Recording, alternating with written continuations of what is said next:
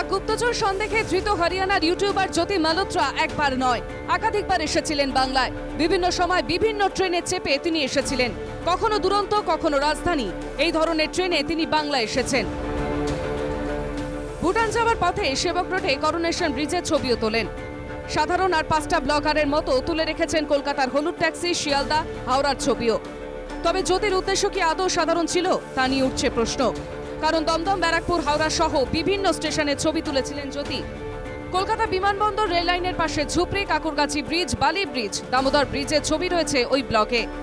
তিনবার ট্রেনে চেপে কলকাতা এসেছিলেন জ্যোতি। শেষবার আসেন মাস 3 আগে। এরপরই 2 মাস আগে পাকিস্তানে যান জ্যোতি। ঘোরাফেরা নাকি তথ্য পাচারের উদ্দেশ্যে পশ্চিমবঙ্গে এসেছিলেন জ্যোতি, তা নিয়ে ইতিমধ্যেই রহস্য দানা বেঁধেছে। ফেব্রুয়ারি মাসে হাওড়া লিলুয়ার বাসিন্দা ইউটিউবার মোহিত সিং এর বিয়েতে যোগ দিতে কলকাতা এসেছিলেন জ্যোতি মালহোত্রা। লিলুয়ার বিয়ে বাড়িতে মোহিত সিং এর সঙ্গে মজা করতে দেখা যায় জ্যোতি মালহোত্রাকে। মোহিতের বিয়ের পর কলকাতার বিভিন্ন জায়গায় ব্লগ করে জ্যোতি। ব্যারাকপুরের বিখ্যাত বিরিয়ানির দোকানেও ব্লগ করতে দেখা যায় জ্যোতি মালহোত্রাকে। তার সঙ্গে ছিলেন আরেক ব্লগার সৌমিক ভট্টাচার্যকে। শিয়ালদা থেকে লোকাল ট্রেনে ব্লগ করতে করতে ব্যারাকপুরে যায় সৌমিক ও জ্যোতি।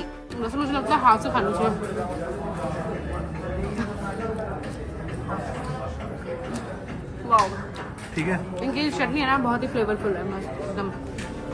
সৌমিতের দাবি, ব্লগিং এর সূত্রে জ্যোতির সঙ্গে তার আলাপ। মোহিতের বিয়ের সময় কলকাতায় বিরিয়ানি খাওয়ার ইচ্ছে প্রকাশ করেন জ্যোতি, তাই তাকে নিয়ে ব্যারাকপুরের বিখ্যাত বিরিয়ানি দোকানে নিয়ে গিয়েছিলেন।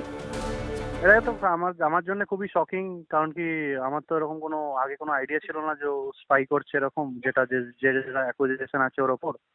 আর কলকাতাতে তো এসেছিল একটা বেসিক্যালি বিয়ের ইনভিটেশনে, যেখানে মানে আমি, ও আর অনেক ইউটিউবার, অনেক রেল ফ্যান যে যারা হয় তারা ছিল। কখন মানে কার সাথে কোথায় আলাপ, কি ব্যাপার ওর সাথে, যেমন ওর সাথে রেলওয়ে মিনিস্টারেরও ছবি আছে। নরেন্দ্র মোদিও যখন ইনোভেশন অ্যাওয়ার্ড দিয়েছে ওদেরকে ইনভাইট করেছিল। এবার ওর সাথে কার সাথে কোথায় কথা হচ্ছে সেটা তো আমার পক্ষে বলা সম্ভব না। ইউটিউবার জ্যোতি তার ট্রাভেল ব্লগে যেসব ছবি বা ভিডিও আপলোড করেছেন তাতে দেখা গিয়েছে কলকাতার বেশ কিছু ছবিও। শুধু কলকাতা নয়, ইউটিউবার জ্যোতি ঘুরে বেরিয়েছেন বাংলার বিভিন্ন জেলাতেও। এছাড়া তার ব্লগে আছে নদিয়া গেতে সীমান্তের ছবিও। অবাক করা বিষয়, বেড়াতে এসে তিনি সীমান্তের মতো স্পর্শকাতর জায়গাতেও গিয়েছেন, সেখানে ছবিও তুলেছেন। কিন্তু কেন, এসবই খতিয়ে দেখা হচ্ছে। Bureau report, NKTV Bangla.